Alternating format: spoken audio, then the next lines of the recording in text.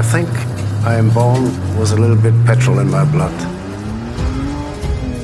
Last time I drove a car like this is now more or less 40 years ago.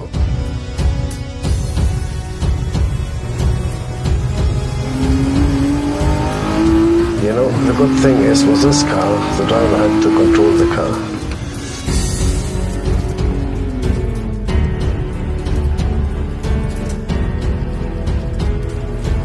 You really feel the car. If the engine is good, or if you use the engine too hard, that's a real experience.